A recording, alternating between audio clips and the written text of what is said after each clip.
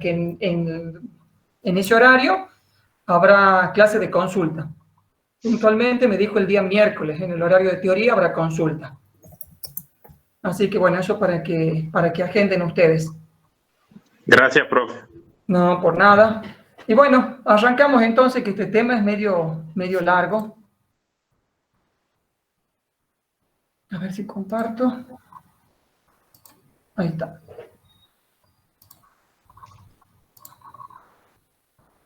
¿Se ve ahí? Sí, perfecto. Bueno,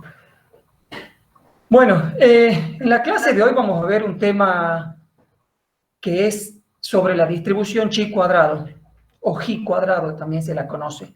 La distribución chi, puntualmente lo que vamos a ver hoy son tres tipos particulares de pruebas de hipótesis, que es la prueba de hipótesis de la prueba de bondad de ajuste, otra prueba que se llama prueba de homogeneidad, y una tercera prueba que se llama prueba de independencia.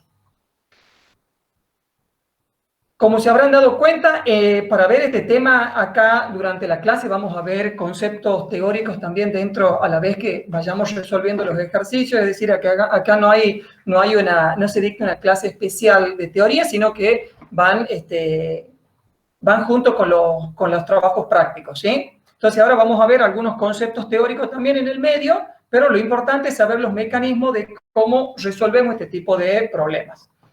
Empecemos con el trabajo práctico, con el punto número 1 que decía: los siguientes datos representan la duración de la vida en segundo de 50 moscas sometidas a un tratamiento de control por irradiación en un experimento de laboratorio, ¿sí? Entonces tenemos 50 moscas y lo que queremos ver es la variable. Espérenme un segundo que voy a ponerla. Ahí está. La variable entonces habíamos dicho que era la duración de la vida en segundos, ¿sí? Entonces para eso tenemos los intervalos de clase, ¿sí? Son 5 intervalos de clase, desde 7 a 11 segundos, de 11 a 15, de 15 a 19, 19 a 23 y de 23 a 27. Y acá, por supuesto, tenemos la frecuencia, ¿sí? De cada uno de los intervalos y tenemos el total de 50 moscas. Entonces nos preguntan, ¿corresponden estos datos a los de una distribución normal con media 17 y desvío estándar 4? Entonces, para contestar esta pregunta, es que vemos este problema que se llama prueba de bondad de ajuste. Lo que queremos ver puntualmente es determinar si la población tiene una distribución teórica específica. Entonces, la prueba se basa en qué tan buen ajuste se tiene entre las frecuencias observadas de la muestra y las frecuencias esperadas. Es decir, las frecuencias que se tienen en una distribución hipotética que nosotros planteamos. En este caso, ¿cuál será esa distribución hipotética? La distribución normal, porque es la que nos está pidiendo el problema. Este tema es muy importante, chicos, que tengan frescos los conceptos que vamos viendo. Eso pasa mucho en estadística, que un tema siempre va entrelazado con el siguiente. Es raro un tema que se lo vea y que no se lo toque en un tema siguiente, ¿sí? En este caso, cuando veamos las pruebas de bondad de ajuste, vamos a hacer alusión a diferentes distribuciones que ustedes ya vieron. Distribución normal, distribución binomial, etc. Entonces es importante que tengan fresco y no tengan dudas sobre estos temas, porque si no, siguen acumulando los problemas, ¿sí? Entonces, bueno, la idea habíamos dicho que la prueba se basa en ver qué tan buen ajuste hay entre las frecuencias observadas de la muestra. ¿Cuáles son las frecuencias observadas de la muestra? Esto, lo que nos dan de información, esto es lo que se observa, y yo lo quiero contrastar con las frecuencias esperadas que tendrían los datos, que tendría la población con una distribución normal, ¿sí? Esa es la idea teórica detrás de esta prueba. Entonces, la prueba de bondad de ajuste entre las frecuencias observadas y esperadas se basa en esta cantidad, que es esta X, es la distribución, es chi cuadrado, se pronuncia, y que es igual a la sumatoria de D igual a 1 hasta acá, de O sub I menos E sub I al cuadrado sobre E sub I, donde O sub I son las frecuencias observadas, recuerdan, las que nos dan como dato el problema, y E sub I son las frecuencias esperadas, ¿sí? Entonces, Esta cantidad es el valor de una variable, representa el valor de una variable aleatoria cuya distribución muestral se aproxima a la distribución chi cuadrado, con nu k igual a k menos 1 grado de libertad. Esta letra que parece una B corta es la letra griega nu y que representa los grados de libertad. ¿Sí? Y en este caso k es igual al número de intervalos de clase. Es decir, acá tenemos 1, 2, 3, 4, 5 intervalos de clase, por lo tanto, ¿cuántos grados de libertad tenemos? K menos 1. 5 menos 1 igual a 4. ¿Sí? Entonces, en este caso sería 4 grados de libertad. ¿Sí? Ahora veamos, recuerden que esto era una prueba de hipótesis. Entonces, ¿qué es lo que había que identificar en las pruebas de hipótesis que vieron en las clases anteriores? La región crítica o región de rechazo, ¿sí? Y en este caso, no sé si se ve muy grande la pantalla, no, ¿puedo achicarlo un poquito? Ahí está. En este caso, la región de rechazo caerá en la cola derecha de la distribución chi cuadrado que tiene esta forma, como asimétrica positiva. ¿Se dan cuenta? ¿Se acuerdan en estadística descriptiva? Que esta no era una distribución simétrica, ¿sí? Esta es una distribución asimétrica positiva o asimétrica de cola derecha, ¿sí? Entonces, ¿a dónde cae la región de rechazo? Es el área sombreada a la derecha. Es decir, región de rechazo es esta. Entonces, el valor que nosotros determinamos, que es el estadístico, chi cuadrado con alfa de nivel de significancia, a partir de ese valor, hacia la derecha representa la región de rechazo. ¿Sí? Veamos ahora, luego de esta introducción teórica, cómo resolvemos este ejercicio. Lo primero que hacíamos entonces en cualquier prueba de hipótesis, ¿qué era? Eso era una regla, siempre. Planteamos las hipótesis. Planteamos la hipótesis nula y la hipótesis alternativa. ¿Sí? En este caso, la hipótesis nula es que los datos provienen de una distribución normal con los parámetros 17 y 4. Media igual a 17 y el sigma igual a 4. Versus la hipótesis alternativa de que los datos no provienen de una distribución normal, ¿sí? Con estos parámetros. Siempre en la hipótesis nula ponemos la distribución para la cual queremos testear. Nosotros acá queremos ver, recuerdan que decía el problema, que queremos ver si estos datos se corresponden a una distribución normal. Entonces, siempre en la hipótesis nula planteamos la distribución de la que queremos testear, ¿sí? Y siempre la hipótesis alternativa es que los datos no se van a distribuir como esa distribución que habíamos planteado. Fijamos siempre, estos son los mismos pasos, chicos, o muy similares, prácticamente los mismos que en las pruebas de hipótesis. Fijábamos luego el nivel de significancia alfa de 0,05. Y el paso siguiente es, acá lo que les puse es plantearles de otra forma los mismos datos de entrada, ¿sí? ¿Se acuerdan? Estos eran lo mismo que teníamos acá en forma horizontal, yo los puse en forma vertical, porque necesito seguir construyendo columnas a la derecha. Entonces, por una cuestión de simplicidad de cálculo, los pongo en forma vertical.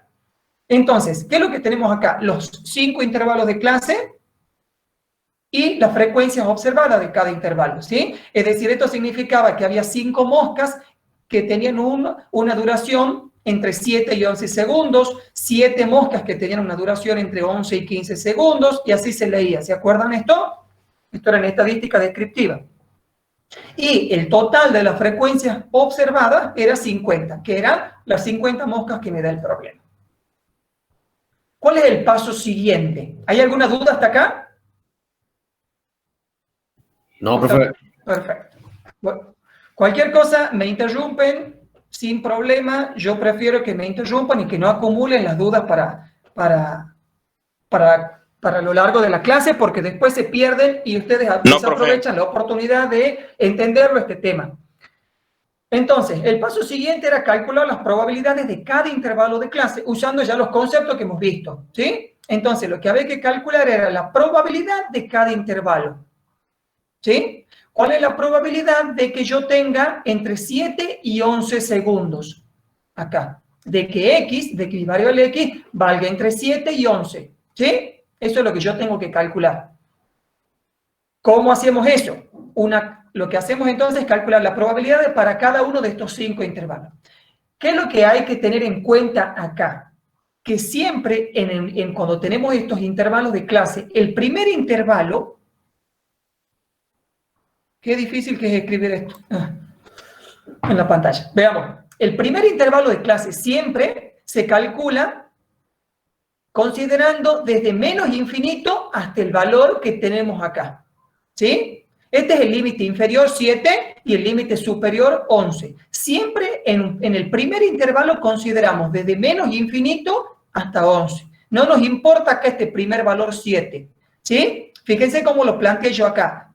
Calculamos la probabilidad de que x sea menor que a 11. No me importa este valor 7. Siempre consideramos en el primer intervalo el valor desde menos infinito, ¿sí? Esto es una salvedad solamente para este primer intervalo de clase. Entonces, veíamos la probabilidad de que x sea menor a 11. ¿Qué hacemos en este caso nosotros? ¿Podíamos ir a la tabla de la distribución normal y buscar este valor? No. ¿Qué es lo que había que hacer antes? Estandarizar, ¿se acuerdan? Estandarizamos. ¿Cómo estandarizábamos? A través de esta fórmula. Z es igual a x menos mu sobre sigma, ¿sí? Lo mismo que hemos visto en clases anteriores. Entonces era 11 menos 17 sobre 4 y me da menos 1,5. Entonces, esta es la probabilidad, el área bajo la curva, que era la probabilidad que yo estoy necesitando, ¿sí? ¿Se acuerdan esto? Este es el valor de z que yo necesito ahora. Y lo que planteo es que la probabilidad de que x me sea menor a 11 es igual a la probabilidad de que z sea menor a menos 1,5, ¿sí? Que era el valor que me dio acá. Entonces, este valor ya podemos buscarlo en la tabla, ¿se acuerdan? Vamos a la tabla.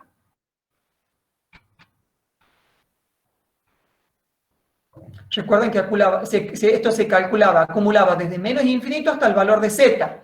El valor de z de menos 1,5, y esto es en forma de repaso nada más, no vamos a hacer todos los puntos porque si no nos llegamos con el tiempo, pero acá tenemos la probabilidad de 0.0606, ¿sí? Oh, perdón, me estoy buscando mal, es esto. Esto era menos 1,55, ¿sí? Este es el valor de menos 1,50. ¿Sí? El valor de z menores, recuerden, es negativo, entonces yo más o menos lo que necesito, bueno, no lo voy a graficar porque estaba acá. Este era lo que necesitaba, ¿sí? Esta es la probabilidad que encontré y era 0.0668, ¿sí?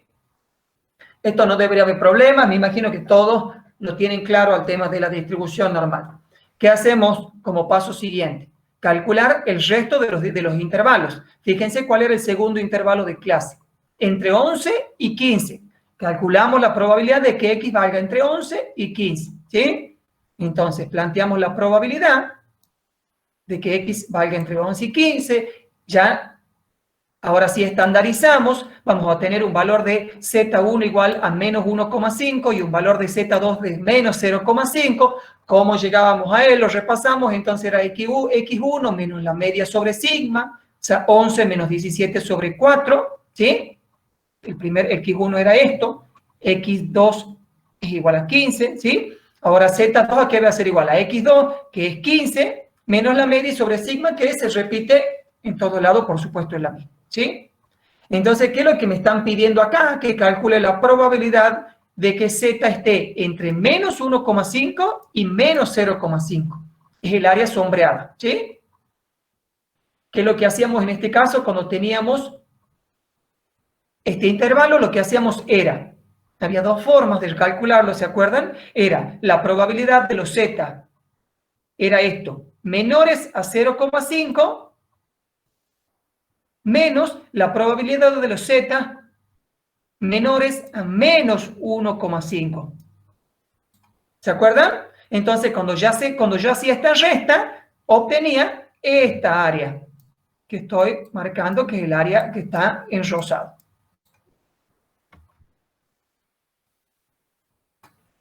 Entonces, ¿qué había que hacer? Buscar en la tabla, primero el valor de z menores a menos 0,5.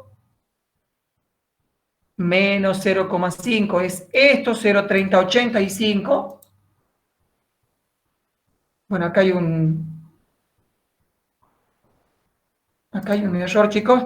Este es el valor, 0,3085 menos la probabilidad de que z sea menor a menos 1,5, que, esperemos que se está bien, este era el mismo 0,0668, ¿sí? Entonces esto es 0,30, ¿cuánto dijimos? 85. Perfecto.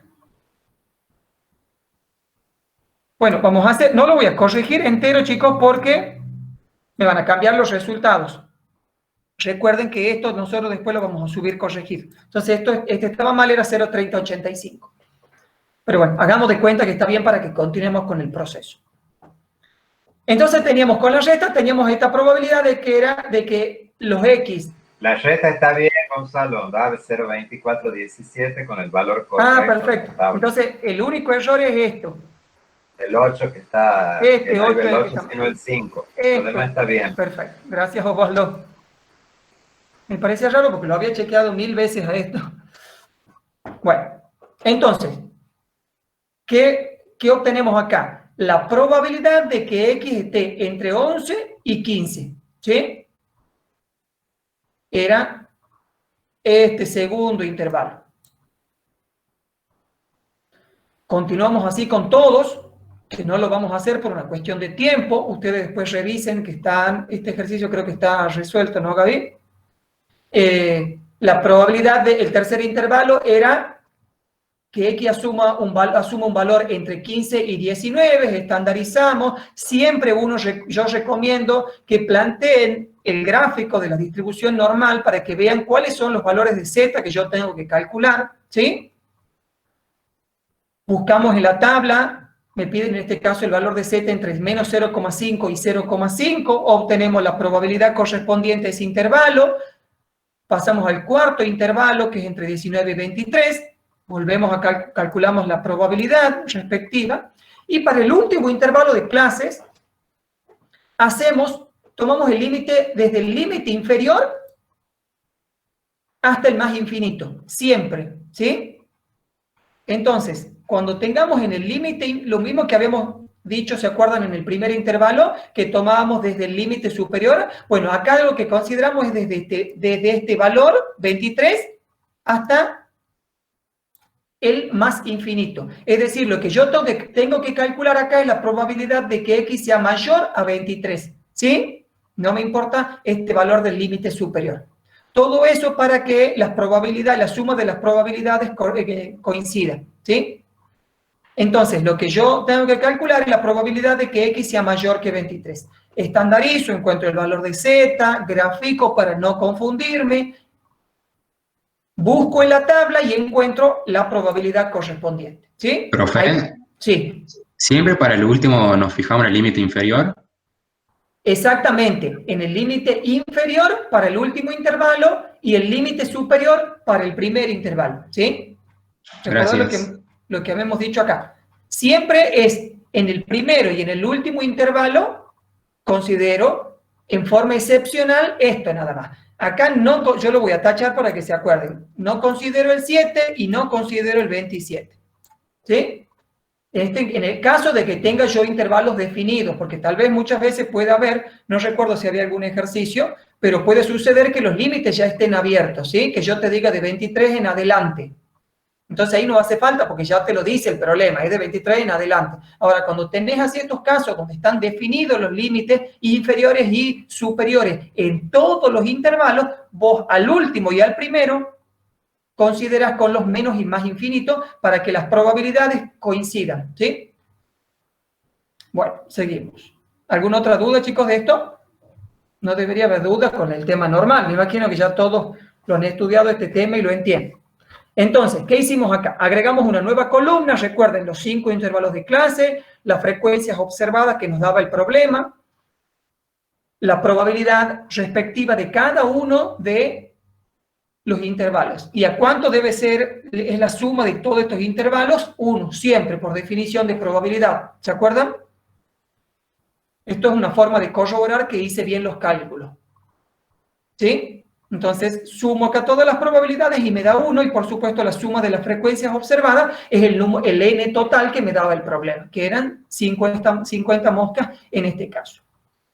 ¿Qué es lo que hacemos ahora? ¿Se acuerdan que yo les hablé al principio que para hacer el cálculo de esta bondad de ajuste, para ver cuán bien se ajustan nuestros datos a esta distribución teórica hipotética, que en nuestro caso, en nuestro problema era la distribución normal, habíamos hablado de que había una frecuencia observada, que es la frecuencia de la muestra aleatoria que yo tomo, que en este caso es el problema que me da el dato, y una frecuencia esperada. ¿Se acuerdan? Es la frecuencia esperada bajo esta distribución específica, que es la distribución normal. Entonces, para poder encontrar esta frecuencia esperada, hago el producto de el total de datos, o sea, n, por la probabilidad respectiva de z, o en este caso de x, que era lo que habíamos encontrado, que era lo que habíamos calculado acá, ¿sí? Acá lo correcto sería que yo ponga x. No está mal que diga z, porque en el fondo lo que hice es calcular la probabilidad que a mí me interesa es de x, porque tengo definido el problema en términos de una variable x, que es la duración de la vida de las moscas, pero no es un error conceptualmente que esté la z, pero preferiría que ustedes lo consideren como, en todos estos casos, la probabilidad de x, que es lo que acabamos de calcular, ¿sí? Entonces, la frecuencia esperada se calculaba como el n total, que era 50, por la probabilidad del primer intervalo, que era 0,668, y eso era igual a 3,3. El segundo intervalo, calculo la frecuencia esperada como, de nuevo, siempre va a ser 50, que es el total, por la probabilidad del segundo intervalo, que es 0,2417, y obtengo una frecuencia esperada del segundo intervalo de 12,1.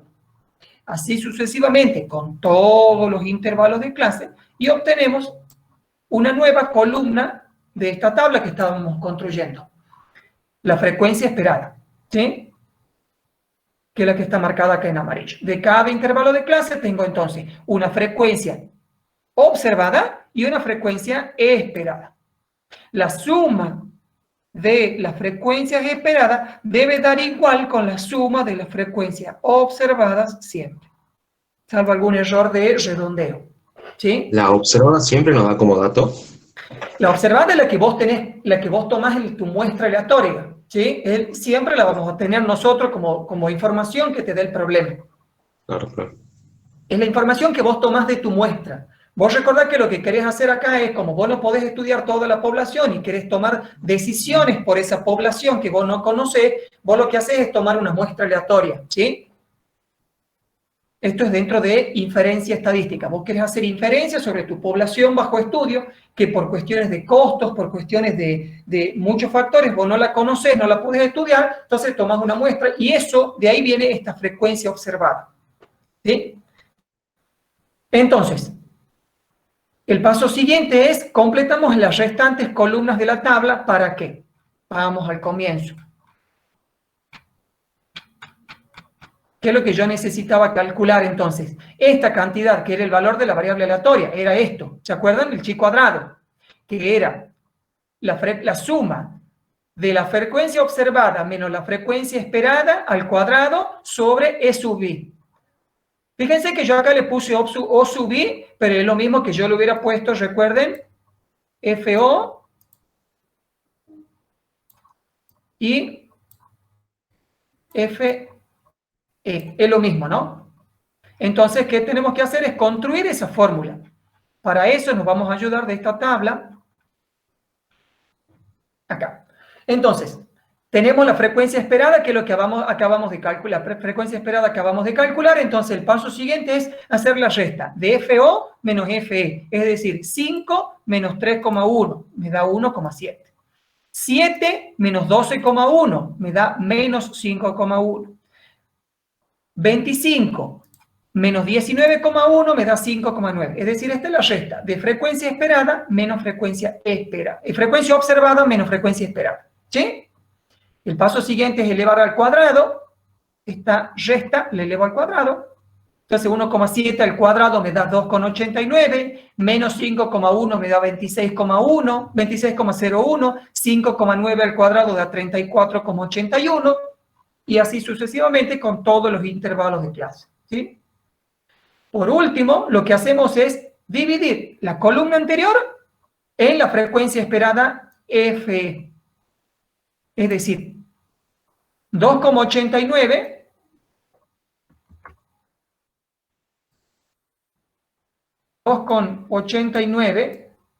que era FO menos F al cuadrado, sobre la frecuencia esperada de este intervalo, que es 3,3.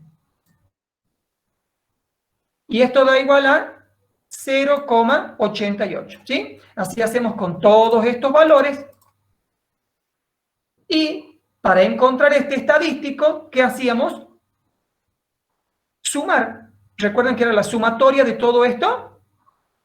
Y eso era el estadístico. Era la sumatoria de O sub I menos E sub I al cuadrado sobre E sub I. Y eso era igual a, cuando sumábamos entonces esta columna, que era la última etapa de los cálculos, obtenemos 9,21, ¿sí?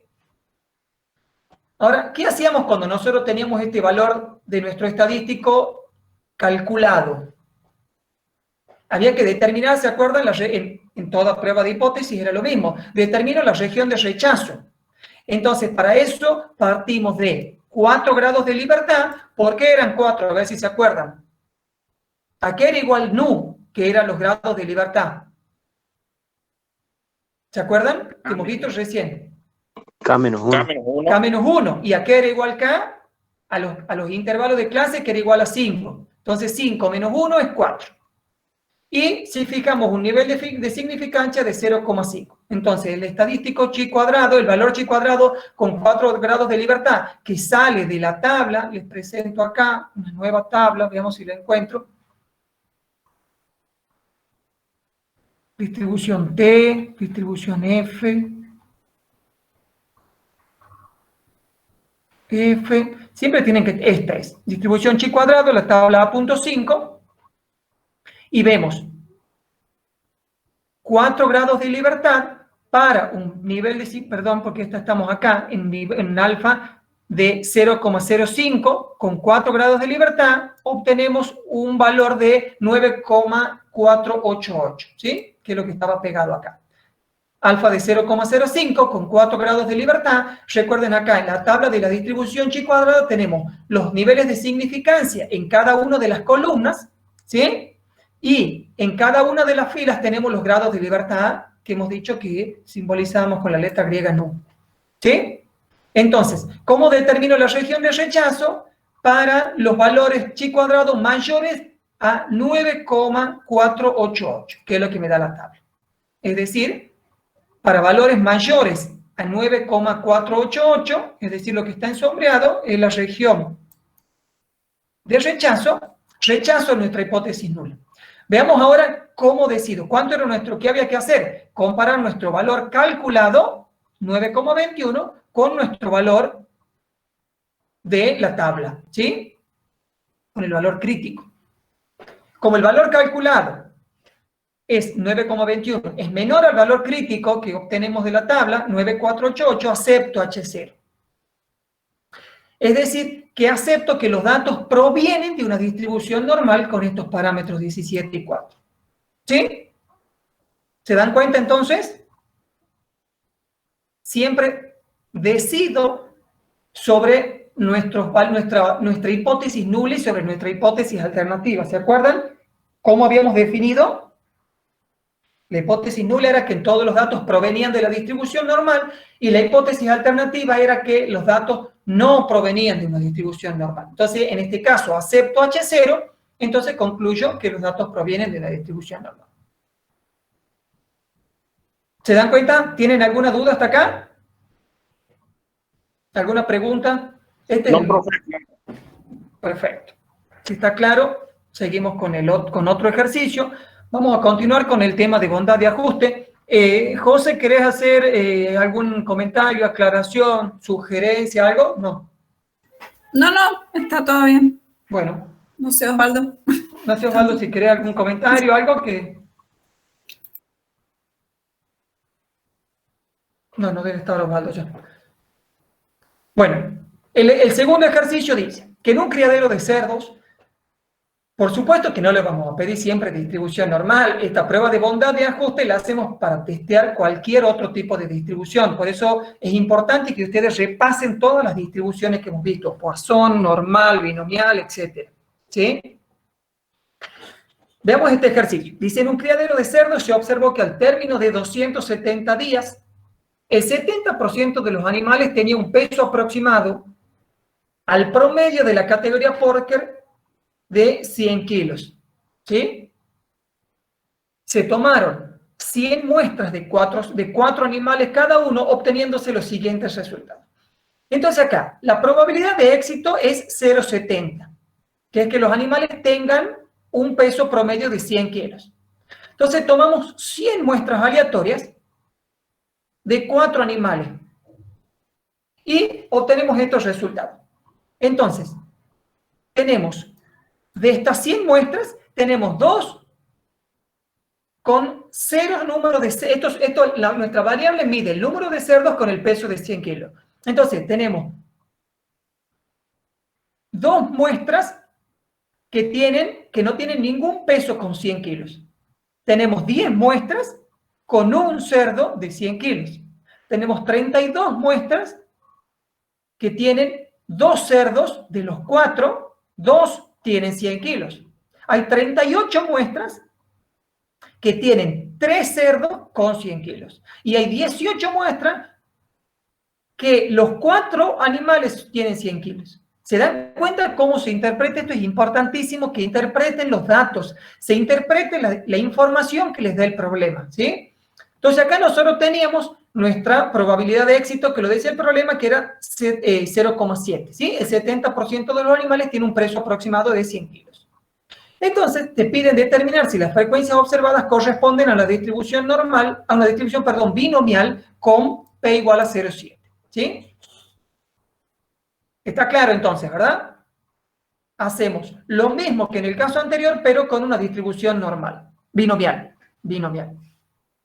Esto es una binomial, una variable discreta, que mide el número de cerdos. ¿Qué hacemos?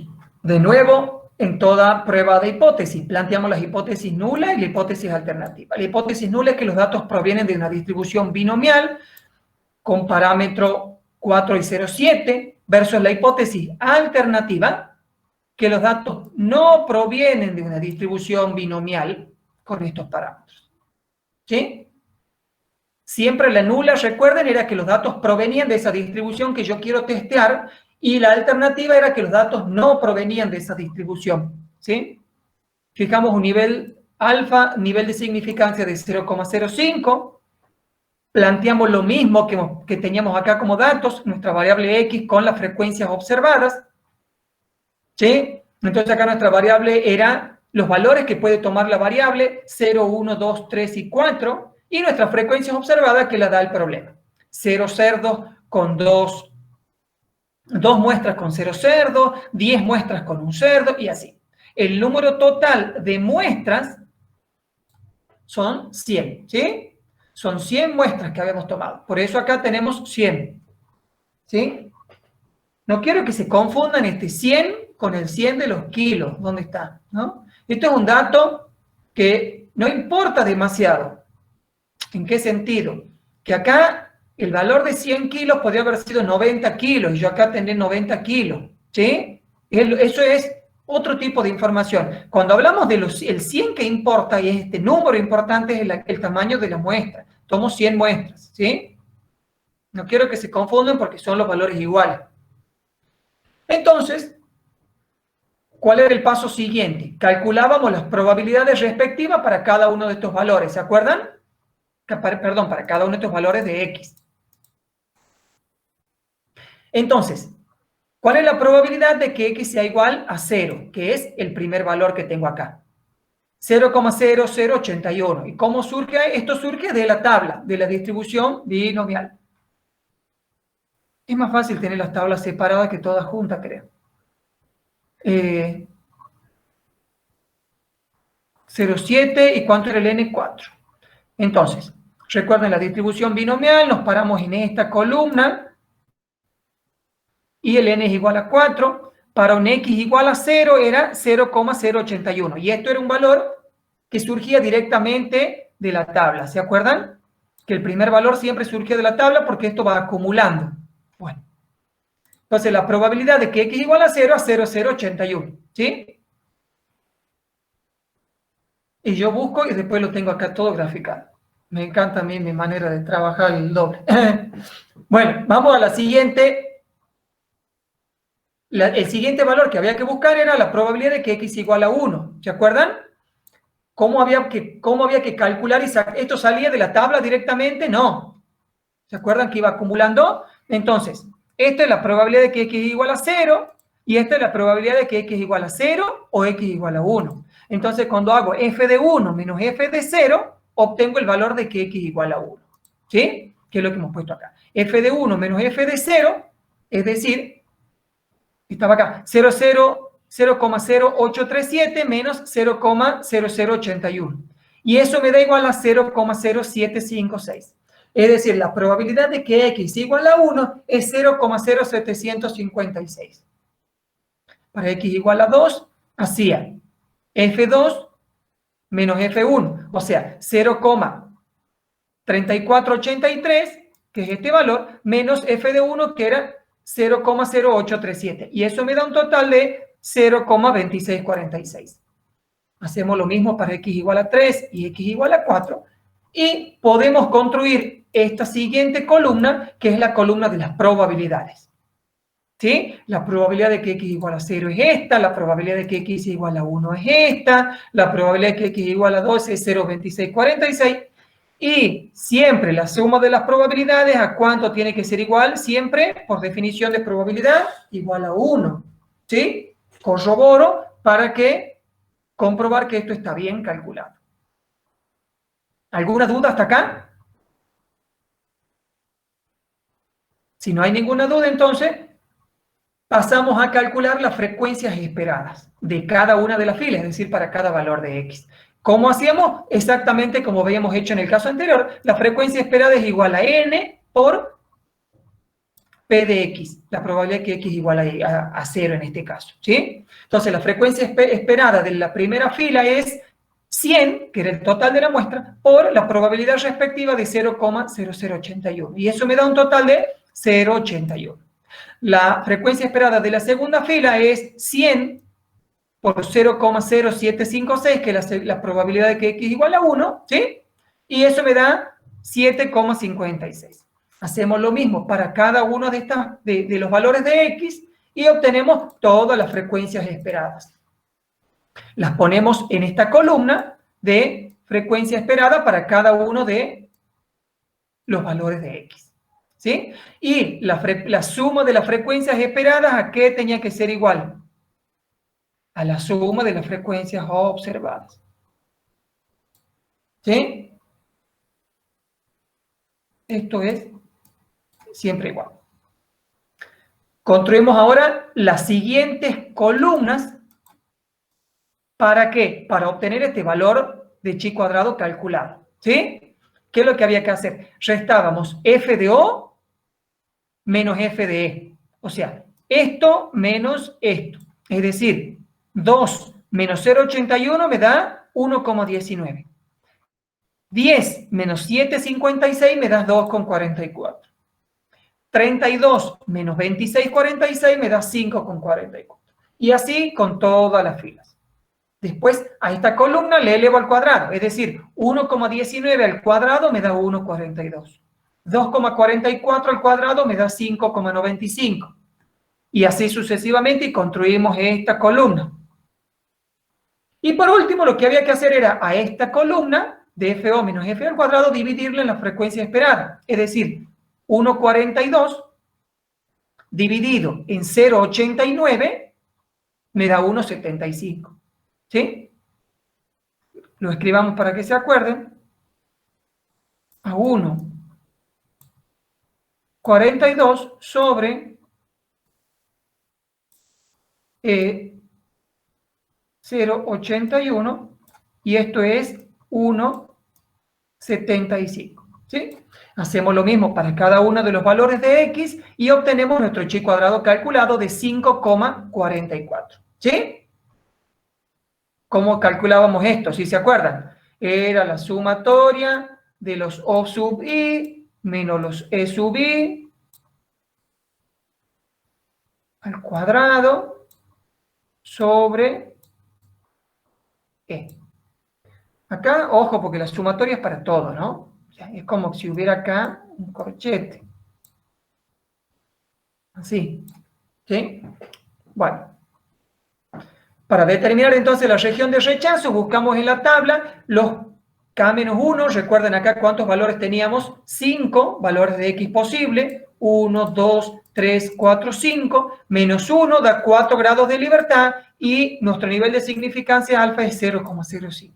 Y eso me da 9,488 grados de libertad, igual que en el caso anterior. Entonces buscábamos. Me paro en la columna del alfa de 0,05 y me voy a nu igual a 4 y da 9,488. ¿Sí? Entonces, ¿cómo queda mi región de rechazo? Para los chi cuadrados mayores que 9,488, es decir, para toda esta región, ¿qué hago? Es mi región de rechazo y rechazo H0. Veamos ahora el chi cuadrado calculado, me da, recuerden, me dio 5,44. Es decir, como 5,44 es menor al valor crítico que hemos encontrado de la tabla de 9,488, acepto H0. ¿Qué significa que aceptábamos H0? Que los datos sí provienen de una distribución binomial con estos parámetros. ¿Sí? ¿Está claro? ¿Alguna duda hasta acá de lo que hemos visto en pruebas de bondad de ajuste? Entonces, lo que había que ver, lo repasamos, era ver si los datos, la población de los datos de donde proviene mi muestra, si se ajustaba bien con una distribución normal o con una distribución binomial o con una distribución teórica específica hipotética, ¿sí? Para eso utilizamos las frecuencias observadas y las frecuencias esperadas y hacíamos uso de la distribución chi cuadrado. ¿Alguna duda hasta acá de los dos primeros puntos? Bueno, si no hay preguntas en el chat, no hay preguntas, José. No, no hay preguntas. Bueno. Veamos este tercer problema. Seguimos acá con la distribución, con la prueba de bondad de ajuste. Recuerden que había tres tipos de pruebas, ¿no? Seguimos en la primera. El problema dice, los siguientes datos corresponden a distribución observada para los fenotipos de semillas de lenteja. Se evalúa el color y la rugosidad del tegumento, obteniéndose los siguientes resultados. Entonces tenemos el fenotipo amarillo liso, amarillo rugoso, verde liso, verde rugoso, y las frecuencias observadas. Me preguntan si corresponden estas frecuencias a las de una distribución 9331, que es la distribución genética. Este es un problema de genética que es una materia que ustedes van a cursar en los próximos años, no sé de qué año es, José, pero es una materia que la van a cursar ustedes a lo largo de la carrera, y donde el fenotipo es la expresión de los rasgos de un individuo que pueden percibirse a través de los sentidos. En este caso, el color, o sea, amarillo o verde, y la rugosidad de la semilla. No sé si querés hacer alguna acotación acá, José, de este tema, o directamente pasamos a la... Osvaldo, no sé si querés vos hacer... Capaz que Osvaldo... ¿Querés hacer algún comentario de la distribución genética?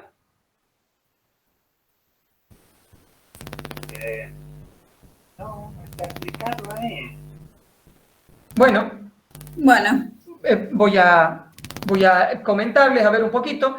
Nosotros podemos percibir entonces que las semillas son amarillas o verdes y que pueden ser lisas o rugosas, pero lo que debemos destacar es que a nivel genético se piensa que se trata de la autofecundación de una planta. Todo esto es algo que van a ver en la otra materia, simplemente para que tengan una idea cuando lo resolvamos al ejercicio, de que no son simplemente números, sino que hay una distribución puntual por detrás.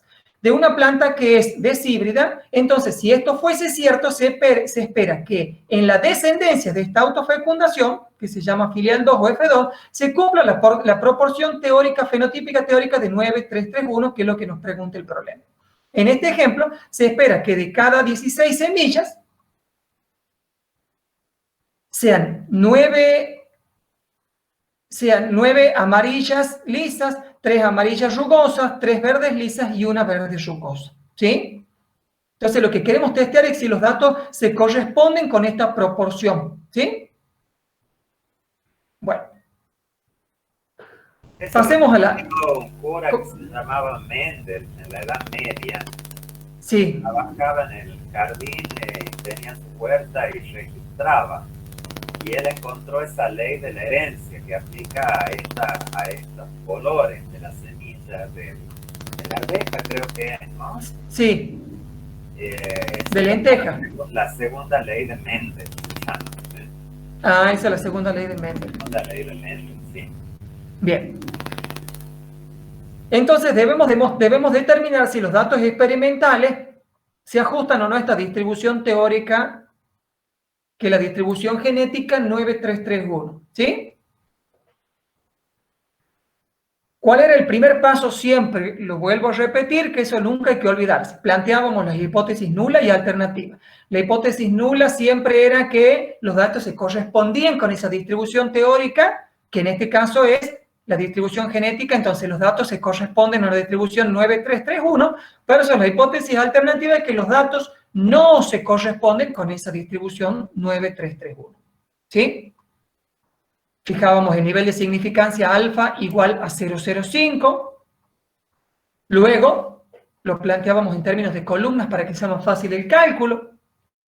Tenemos para cada fenotipo la frecuencia esperada.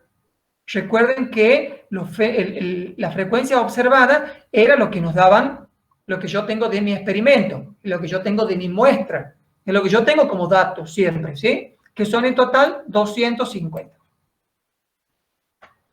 Entonces, lo que hacíamos, el paso siguiente, que era encontrar la probabilidad para cada fenotipo.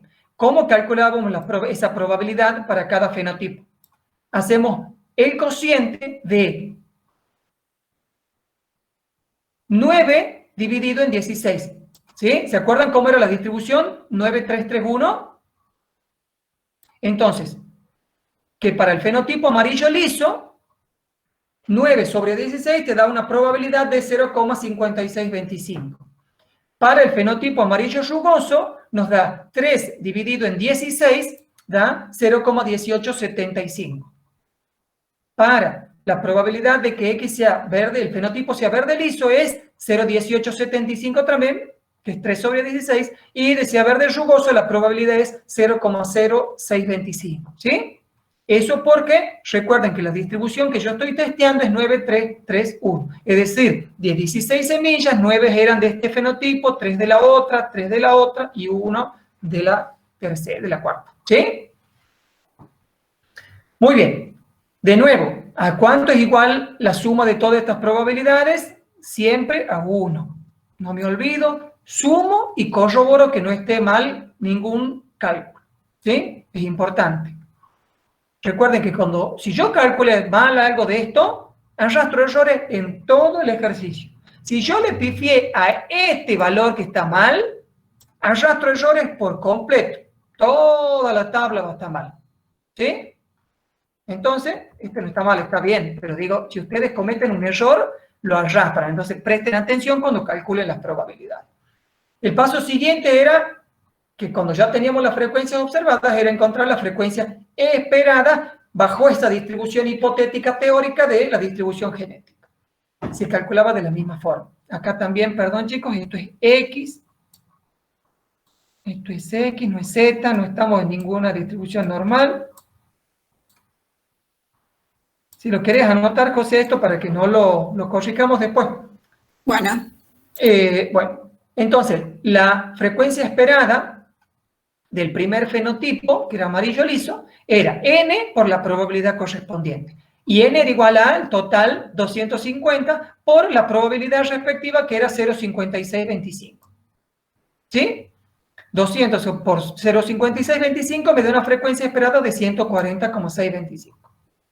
Calculo la frecuencia esperada para cada uno de los fenotipos como el producto entonces del total, es decir, de nuestro n, que es 250 en todos los casos, por las probabilidades respectivas y obtenemos las frecuencias esperadas, que están acá con amarillo. Sumo, me da igual, entonces puedo continuar. ¿Qué hacíamos? Completábamos las otras columnas de la tabla. Teníamos esta. Nos falta esta, esta y esta. ¿Cuál era la siguiente? Una vez que teníamos la frecuencia esperada, pasamos a algo así, a la resta de FO menos FE, es decir, la observada menos la esperada, para cada uno de los fenotipos. Entonces, para el fenotipo de amarillo liso tenemos 152 menos 140,625 me da 11,375. Para amarillo rugoso me da 39 menos la frecuencia esperada de 46,875 y me da un total de menos 7,875. ¿Sí? Así completamos todos los valores de esta columna. El paso siguiente para completar esa fórmula, ¿se acuerdan que no cambiaba? Era elevarlo al cuadrado de la columna anterior. Es decir, 11,375 al cuadrado es 129,391. Menos 7,875 al cuadrado da 62,016. Y así sucesivamente con todos los valores de todos los fenotipos. Por último, ¿qué es lo que hacía? A este valor lo dividía en la frecuencia esperada. Entonces, 129,391 dividido en la frecuencia esperada, que es 140,625, daba igual a 0,920. Yo trato siempre como de respetar los decimales que me da. En este caso he considerado 3, pero siempre tengan en cuenta cuando uno les aclara cuántos decimales vamos tomando, ¿sí? Siempre, mientras más decimales tomo, sobre todo en este tipo de ejercicios que voy acumulando los datos de un lugar al otro, me sirve ir tomando varios decimales para no cometer errores de redondeo, ¿sí? Si yo hubiera redondeado acá en las probabilidades y este valor de chi cuadrado calculado hubiera sido tal vez un poco diferente. Entonces siempre tengan en cuenta cuando uno en algún problema, en algún examen, en algún práctico, se le pide que trabaje con determinada cantidad de decimales, ¿sí? Bueno, ¿qué hacíamos entonces? Para cada uno de estos fenotipos calculábamos esta fórmula, ¿sí? Que era de nuevo la sumatoria de los O menos los E, menos los E al cuadrado sobre las frecuencias esperadas. Cuando sumo, esto es todo lo que hemos calculado en esta última columna, y cuando hago la suma obtenemos un valor de 8,972, que es nuestro chi cuadrado calculado. ¿Sí? Comentaste que la suma de la observada y la esperada tiene que dar el mismo número. Sí, es en el único lugar que me olvidé, es acá. Y esto es 250. Esto también anótalo, José. Está en todo lo... Sí, lo vengo recalcando desde el primer minuto, que eso no se tienen que olvidar. La suma de las frecuencias acá estaba. Ahí está. Esto siempre tiene que dar igual. ¿Sí? Acá habría que agregarle para que no nos olvidemos. Y acá también le podemos agregar para no olvidarnos que esto es igual a 1, la suma, y que esto es igual a 250. Esto es una forma que ustedes tienen de corroborar los resultados. Si acá una probabilidad está mal calculada, no le va a dar 1. Entonces tienen que chequear. Porque si yo le cometo un error en alguno de estos valores, todo esto va a estar mal. Y voy a concluir mal. ¿Se dan cuenta? Si una frecuencia esperada está mal calculada, no voy a tener 250 y entonces puedo revisar los valores.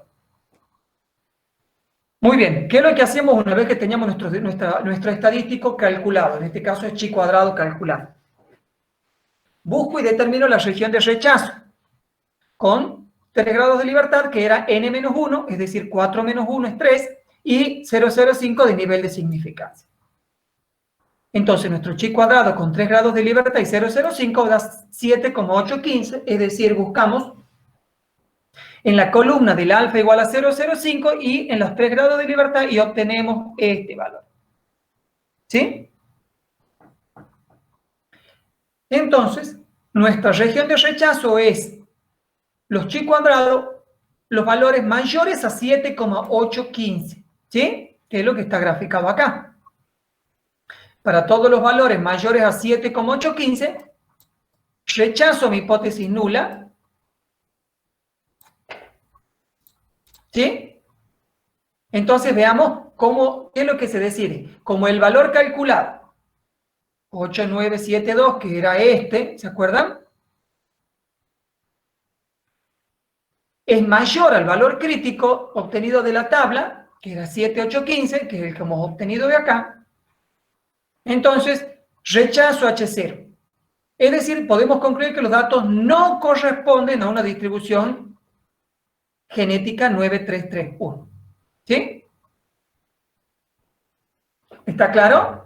El procedimiento, como se habrán dado cuenta, chicos, es exactamente igual que en toda prueba de hipótesis. Los pasos son los mismos. ¿Qué es lo que hacíamos? Planteo mi hipótesis nula y alternativa, fijo el nivel de significancia, calculo mi estadístico, en este caso es el chi cuadrado calculado, determino mi región de rechazo a través de los valores de la tabla y decido. Exactamente los mismos pasos que en una prueba de hipótesis. ¿Se dan cuenta? Los pasos son exactamente los mismos. Los repasemos así rápido a los pasos nada más. Planteo las hipótesis nula y alternativa, fijo mi nivel de significancia y a partir de acá, ¿qué es lo que estoy haciendo? ¿Qué es lo que yo gano con hacer toda esta tabla y estos cálculos? Lo único que me interesa de todo esto es este valor que está en amarillo. Nuestro valor calculado. Para eso es. ¿Se dan cuenta? Entonces, este es el tercer paso, digamos. Calcular mi chi cuadrado. Luego, el cuarto paso, digamos, sería determinar la región de rechazo y el quinto paso es decidir. ¿Sí? Para que lo tengan ustedes identificados con pasos. ¿Sí? Toda esa tabla que nosotros completamos es para calcular nuestro valor de chi cuadrado. Siempre es unilateral derecho, siempre. No hay bilateral ni unilateral izquierdo acá. Claro, eso está bueno que lo aclaraste, Osvaldo. Siempre es unilateral y siempre cae, fíjense en la forma de la distribución del chi cuadrado, que es una distribución asimétrica positiva, ¿se dan cuenta? O de cola derecha. En este caso, siempre la región de rechazo va a ser determinada a partir de mi valor de mi valor que yo determino hacia la derecha, siempre. Siempre cae en este tramo, al final, en la cola de la distribución. ¿Sí? Bueno. ¿Hay alguna duda entonces con el tema bondad de ajuste? No, profe. Bueno. Si no hay ninguna duda, entonces continuamos. Yo les había dicho entonces que había 3 tipos de pruebas de hipótesis particulares que íbamos a ver hoy.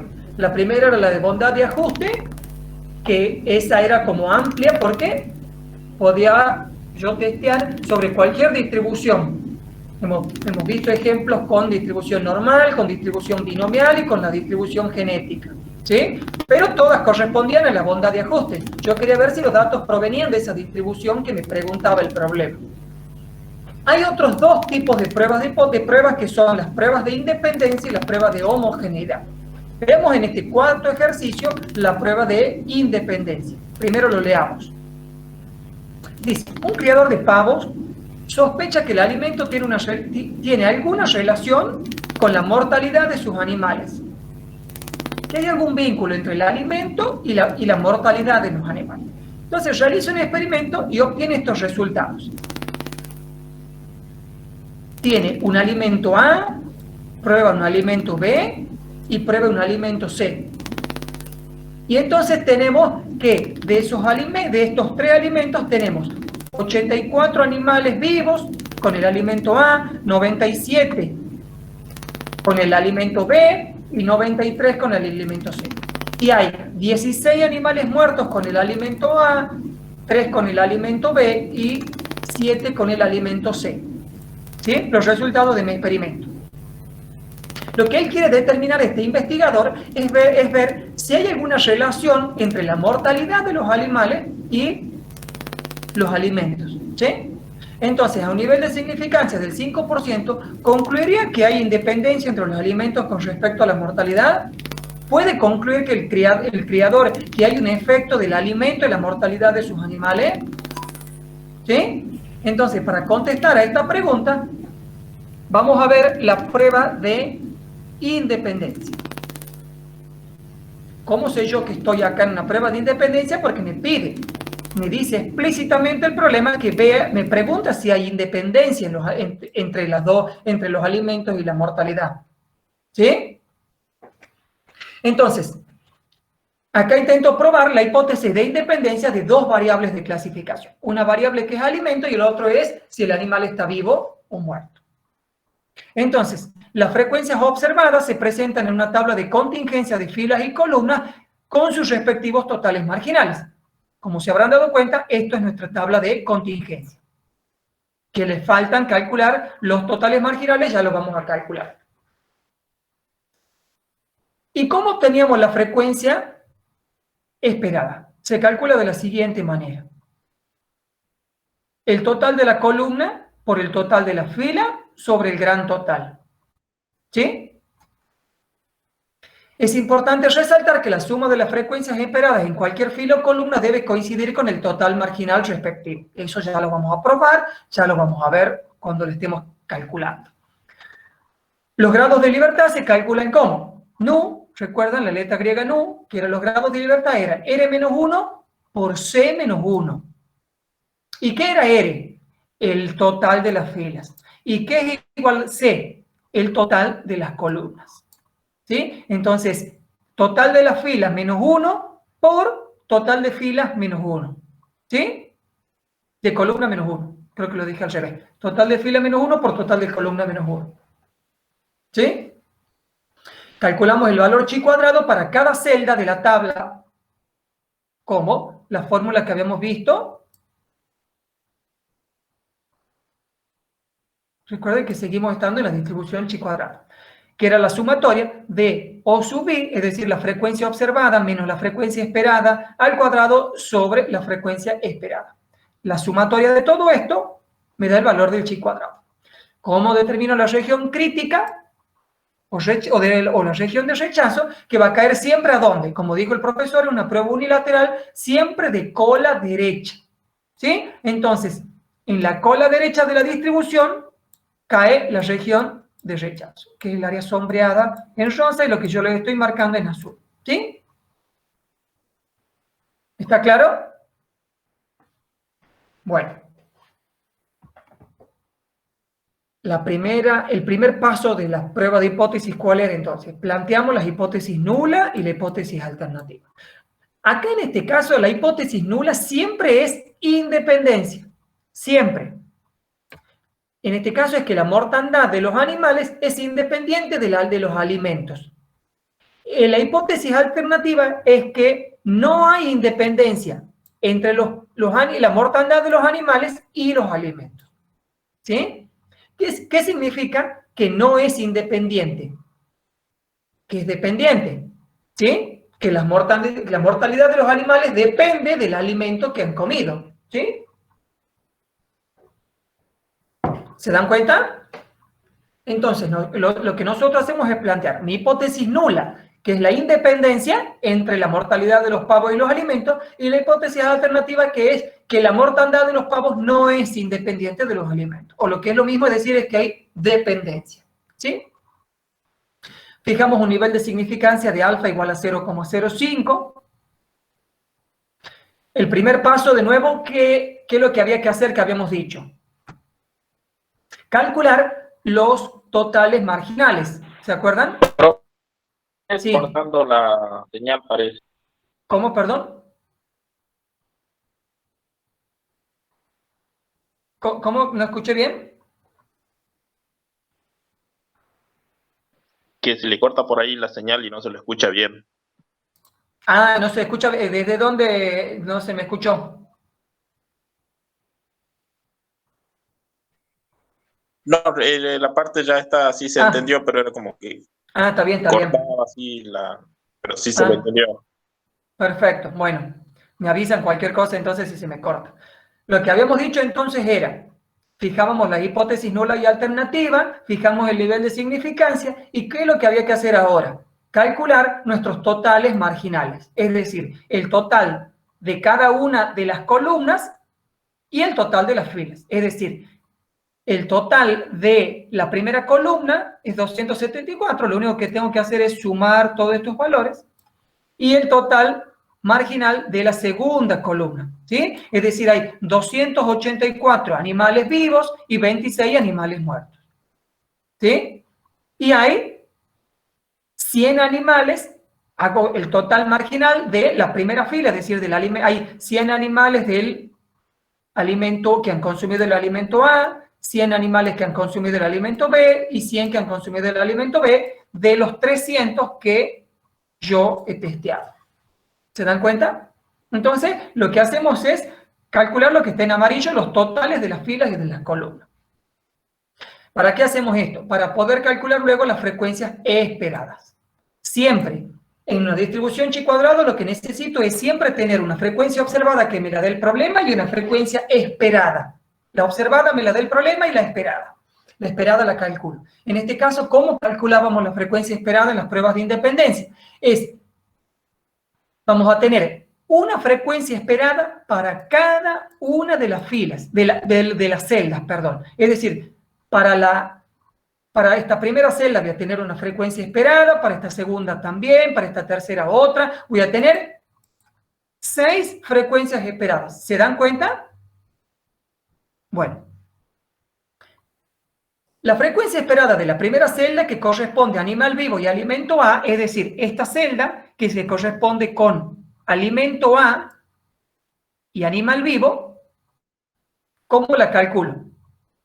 ¿Cómo? El total de la columna, que es 274, ¿se dan cuenta? 274 porque estoy en esta celda, ¿sí? Yo quiero calcular acá, este punto. Entonces, el total de la primera columna multiplicado por el total de la primera fila, es decir, esto, por el total de la primera fila, que es esto, y lo divido en 300, que es el gran total, ¿sí? Entonces, 274 por 100, que es 100 acá, dividido en 300, que tengo acá, me da 91,33. Veamos ahora, vamos haciendo, les voy a ir mostrando cómo queda. Las frecuencias esperadas las voy poniendo a la par de cada frecuencia observada. Nada más que a las frecuencias esperadas se las pone entre paréntesis, ¿sí? Hemos calculado primero esto, ¿se acuerdan? Animales vivos con alimento A. Veamos ahora la segunda frecuencia esperada de animales vivos y alimento B, es decir, animales vivos y alimento B, es decir, esto y esto. Y acá voy a calcular mi frecuencia esperada, ¿sí? Entonces era el total de la columna por el total de la fila. No va a cambiar porque es el mismo total de la columna y el total de la fila para todas las filas son 100. Entonces no va a cambiar, ¿sí? Entonces 274 por 100 sobre 300 y me da lo mismo. Y la frecuencia esperada de alimento C con animales vivos, o decir, de esta tercera celda, es 274 por 100, es decir, 274 por 100 sobre 300, ¿sí? Total de columna por total de filas sobre 100. Entonces tenemos nuestras frecuencias esperadas. Pero ahora calculemos el de las siguientes celdas, de esta, por ejemplo. Esta sería de alimento A con animales muertos. Entonces, el total de la columna acá, ¿cuánto es? 26. ¿Cuánto es el total de la primera fila? 100. Y el total, y el gran total, 300. Entonces, ¿cómo calculábamos? 26 por 100 dividido en 300 y me da 8,7. Calculamos luego la frecuencia esperada de animales muertos con alimento B y animales muertos con alimento C. Y obtenemos estas otras frecuencias esperadas. Cuando tenemos todas las frecuencias esperadas, las ponemos entre paréntesis en la tabla de contingencia y tenemos el total, de los cálculos realizados. ¿Qué es lo que hay que tener en cuenta? Que la suma de las frecuencias esperadas de la primera fila es igual al total marginal de la primera fila, es decir, 91,3 más 87, ¿sí? La suma de las frecuencias esperadas tiene que dar también el total marginal, que era ¿cuánto? 100, ¿sí? ¿Se dan cuenta? Entonces acá yo tengo que sumar y en todas pueden corroborar porque los valores son los mismos, me da 100, ¿sí? ¿Qué es lo que hemos dicho? Que la suma de cada una de las filas me da base de acuerdo en el total marginal y cuando sumamos las frecuencias esperadas me tiene que dar también lo mismo. ¿Se acuerdan que habíamos corroborado lo mismo en el caso de bondad de ajuste? Acá también. Tengo que hacer este cálculo para corroborar que la suma de las frecuencias esperadas me da el total marginal. ¿Cuál era el paso siguiente? Una vez que tenemos nuestras frecuencias observadas y esperadas, lo que hacemos es calcular el estadístico de prueba chi cuadrado. ¿Cómo se calculaba? ¿Recuerdan cómo era? Lo escribamos acá. Era que la sumatoria de las frecuencias observadas menos las frecuencias esperadas elevo al cuadrado y lo divido en las frecuencias esperadas. ¿Sí? Entonces, para la primera celda es frecuencia observada menos la esperada, es decir, 84 menos 91,3 al cuadrado, y eso lo divido en la frecuencia, ¿cuál? Esperada, que es 91,3. Entonces es 84 menos 91,3 al cuadrado sobre 91,3. Más, voy a la siguiente celda, a esta, aquí es igual. Frecuencia observada, 97, menos frecuencia esperada, 91,3, elevo al cuadrado, sobre 91,3. Voy a la tercera celda, 93, frecuencia observada, menos 91,3, que es la frecuencia esperada. Elevo al cuadrado, divide en 91,3, que es la frecuencia esperada. Y así hago con todas las celdas, ¿sí? Cuando hago esta suma, vamos a encontrar nuestro valor de chi cuadrado calculado, que me da igual a 11,1633. ¿Sí? ¿Cuál era el cuarto paso? Determinar la región de rechazo. Buscamos en la tabla que muestra los valores críticos de la distribución chi cuadrada con cuántos grados de libertad. ¿Se acuerdan cómo habíamos dicho? Era el total de filas menos 1. ¿Cuánto es el total de filas? 3, ¿verdad? ¿Cuál es el total de columnas? 2. Entonces es 2 por 1. ¿Se dan cuenta? Total de filas que era 3 menos 1 multiplicado por total de columnas menos 1. Entonces esto es 2 por 1, 2. Y el nivel de significancia, alfa 0,05. Buscamos en la tabla de 0,05 y 2 grados de libertad y me da un valor crítico de 5,991. Entonces, ¿cómo queda la región de rechazo? Para los chi cuadrados, los valores mayores a 5,991. Es decir, el área sombreada en rosa es mi región de rechazo. ¿Sí? ¿Se dan cuenta? ¿Y cuál era el último paso? Decidir, lo más importante. Como el valor, ¿qué es lo que había que comparar entonces? A ver si se acuerdan. El valor que yo calculé, mi valor calculado, con 11,16, con mi valor crítico de la tabla de 5,991. Entonces, como el valor calculado es mayor al valor crítico, rechazo H0. Entonces, podemos concluir que la mortandad de los animales no es independiente de los alimentos. Es decir, puede concluir el criador que sí hay un efecto del alimento en la mortalidad de los animales, que es lo que me preguntaba. Si hay un efecto porque vemos que es dependiente. Fíjense que dice acá, no es independiente, es decir, que es dependiente. Y la mortalidad depende de los alimentos. O sea, hay un efecto. ¿Sí? ¿Está claro entonces qué es lo que hemos hecho? Los pasos son exactamente los mismos. Defino mi... Sí, profeta, claro. Defino entonces, buenísimo, defino mi hipótesis nula y alternativa. Siempre la nula, recuerden que era la independencia, y la alternativa era la no independencia. Fijo mi nivel de significancia, calculo los totales marginales de las filas y columnas. ¿Para qué? Para calcular mi frecuencia esperada. Una vez que tengo mi frecuencia esperada, completo esta tabla de contingencia poniéndolas entre paréntesis. ¿Y qué es lo que había que hacer con todos estos valores? Seguir la fórmula del chi cuadrado. ¿Para qué? Para obtener mi chi cuadrado calculado, que era 11.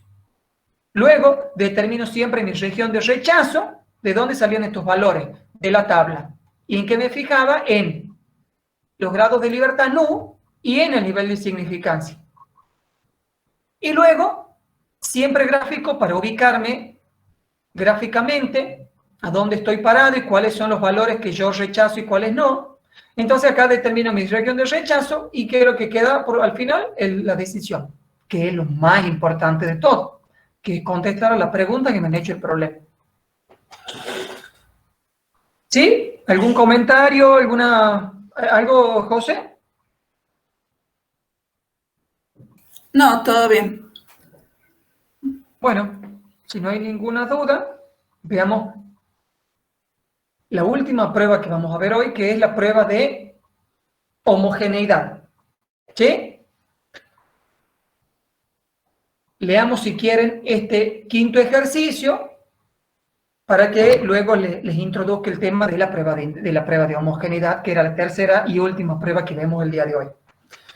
Entonces, dice, en un estudio veterinario se evalúa el grado de mejoría que producen 3 medicamentos cura bichera. Cada medicamento se aplicó sobre 50 animales enfermos y se registraron los siguientes datos. Es decir, se aplicaron sobre 50 animales enfermos 3 medicamentos. Un medicamento A, un medicamento B y un medicamento C. Y tengo acá, en cada una de las filas, me está midiendo si esos animales no tienen curación, tienen sin curación, con una curación parcial o con una curación completa. ¿Sí? Ahora, me pide que pruebe la hipótesis con un nivel de significancia del 5% de que los 3 medicamentos son, ¿qué es? Una S, son igualmente efectivos, ¿sí? Quiere que testemos si hay homogeneidad, si son igual de efectivos estos 3 medicamentos, para determinar el estudio que está haciendo esta persona, ¿sí? Entonces, en este ejercicio implica realizar una prueba de homogeneidad que es bastante parecida a la prueba de independencia con algunas pequeñas diferencias. En la prueba de independencia, que era la anterior, se seleccionaba una muestra aleatoria de tamaño n y los totales de las filas y columnas de la tabla de contingencia se determinaban al azar. Yo lo que fijaba era el tamaño de la muestra total. En cambio, en la prueba de homogeneidad se determinan los totales de las filas y de las columnas. Ya sé que yo son 50 animales enfermos. ¿Sí? Por ejemplo, acá se seleccionan 100 plantas de frutilla alcamarosa, 100 plantas de fortuna, 100 plantas de la variedad festival. ¿Sí? En este caso, 50 animales enfermos para cada medicamento. ¿Sí? Eso es lo que está diciendo el problema, que se fija de antemano esos totales.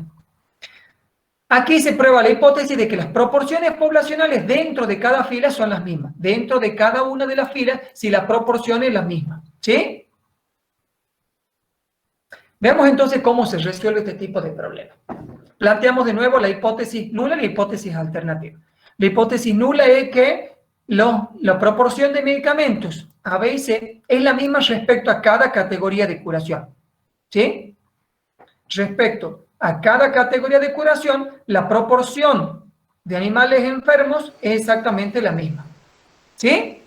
Versus la hipótesis alternativa es que la proporción de medicamentos A y B, C no es la misma respecto de cada categoría de duración, de curación, perdón. ¿Sí? Fijamos un alfa de 5%. ¿Y qué es lo que había que hacer el primer paso? Esto es bastante parecido a la prueba de independencia, solo que cambia lo que habíamos dicho de los totales, que no se fijaba el n, sino se fija acá los totales marginales, y planteamos las hipótesis nulas y alternativas también cambian, ¿sí? Acá se mide la homogeneidad. ¿Qué es lo que había que hacer? Calculo los totales marginales, que esto ya lo sé, porque me decía el problema, lo pongo porque no estaba en el tema, no estaba en la información la información estaba, no estaba escrito en la tabla, pero ya sabíamos que eran 50, y calculo el total de cada una de las filas, el marginal de cada una de las filas, que es sin curación, curación parcial o curación completa. Y el total hay 150 animales enfermos. ¿Sí? Puede notarse que aquí los totales de cada columna son los mismos, que es lo que habíamos dicho recién. ¿Cuál es el paso siguiente? Calculábamos siempre las frecuencias observadas. ¿Cómo? ¿Cómo hacíamos eso? Total de columna por total de fila sobre el gran total. Es decir, para esta primera celda, ¿cómo calculábamos la frecuencia esperada? 50, que es esto, por la primera fila, que es 33, dividido en el gran total, que es 150. Y eso me da 11. Vamos a la segunda celda. Sin curación y medicamento B. Esta es total de columna 50 por total de fila, que es 87 estoy en la primera fila. Es 50 por el sin curación, que es la primera fila, que es 33 dividido en 50. ¿Sí? Y por, como se habrán dado cuenta, para estos tres valores de frecuencias esperadas es exactamente el mismo. ¿Por qué? Porque los totales marginales son los mismos. ¿Sí? Ustedes igual no se confundan y calculan todo para no equivocarse. Entonces tenemos para cada una de las celdas de esta tabla de contingencia, obtenemos nuestras frecuencias esperadas. Seguimos así con el resto de las celdas. Veamos, por ejemplo, esta. ¿A qué era igual esto? Era curación parcial y medicamento A. Es decir, curación parcial con medicamento A. Es decir, 50 por 87 sobre 150. Y da 29. ¿Sí? ¿Qué es lo que hacíamos entonces? Poníamos entre paréntesis las frecuencias esperadas dentro de mi tabla de contingencia. ¿Sí? Una vez que tenemos las frecuencias esperadas, ¿qué es lo que hacíamos? Calcular el estadístico chi cuadrado. No hace falta ya que lo escriba, es la sumatoria de las frecuencias observadas menos las frecuencias esperadas al cuadrado sobre la frecuencia esperada. ¿Sí? 11 menos 11 al cuadrado sobre 11. ¿Sí? Por supuesto, esto va a ser igual a 0. Esto. Vamos al segundo término, es 13, es decir, frecuencia observada 13 menos frecuencia esperada 11 elevado al cuadrado sobre la esperada, que es 11. Así sucesivamente, y calculamos nuestro estadístico chi cuadrado, que es igual a 3,8099. Determinamos la región de rechazo. Vemos acá cuántos son los grados de libertad. Total de fila menos 1 por total de columna menos 1. Filas hay 3 y columnas hay 3. Entonces, 3 menos 1, 2, por 3 menos 1, 2. O sea, 2 por 2 es 4. Total de filas menos 1 por total de columna menos 1 es igual a 2 por 2, 4. Nivel de significancia, 0,05. Entonces, voy a la tabla para determinar mi región crítica. Me paro en la columna del alfa igual a 0,05, en la fila de los grados de libertad igual a 4, y obtengo mi valor de chi cuadrado 9,488. Mi región de rechazo entonces son los valores mayores a 9,488. Lo que hacemos entonces es graficar para no confundirnos, y esta área rosada era mi región de rechazo, o región crítica. ¿Sí? Para todos los valores mayores a 9,488. Y el último paso, ¿cuál era? Decidir comparo qué cosa, mi valor calculado, que era 3,80 o 99, contra mi valor de rechazo, 9,488. Entonces, ¿el 3,89 cae acá adentro o cae afuera? Adentro. Fíjate. Fíjate acá donde está, a valores mayores a 9,488, ¿sí? Y el valor calculado es 3, debe andar por acá. Acá menos, acá. ¿Te das cuenta? Mi región Por eso, de la aceptación, profe. Ah, está bien, pensaba que me decía adentro de la región de rechazo. No, afuera de la rechazo. No. Entonces, como es menor al valor crítico obtenido de la tabla, acepto H0, ¿sí? Entonces, ¿qué es lo que podíamos concluir? Que la proporción de medicamentos A y B y C es la misma respecto a cada categoría de curación. O sea, ¿qué quiere decir esto? Que los 3 medicamentos son igualmente efectivos, ¿sí? Para cada medicamento tengo la misma proporción de sin curación, curación parcial y curación completa. Para cada medicamento. Pues esos son igual de efectivos. ¿Sí? Profe, este ejercicio no está resuelto en la cartilla de trabajos prácticos. ¿Lo podría subir? Hola chicos, sí. Ahí yo estaba viendo y estaba comentando con los otros profes que no está en la cartilla. Así No, que sí. no hay nada Hoy y subido. mañana vamos a subir la resolución de este ejercicio. ¿Cuál? ¿Del último del nada más? ejercicio de prueba Sí, del general. último nada más, Gonzalo. Ah, bueno, qué extraño que no nos Sí. habíamos olvidado. Sí, no hay ningún problema, eso sí se lo sube. Ningún problema. Bueno, ¿alguna pregunta entonces con la distribución chi cuadrado? Esta es una nueva tabla que tienen que aprender a usarla. Recuerden que acumulaba de derecha, que se acumulaba desde un punto hacia la derecha, ¿sí? Siempre caía en la cola derecha de la distribución, ¿sí? Y que era una distribución simétrica o asimétrica.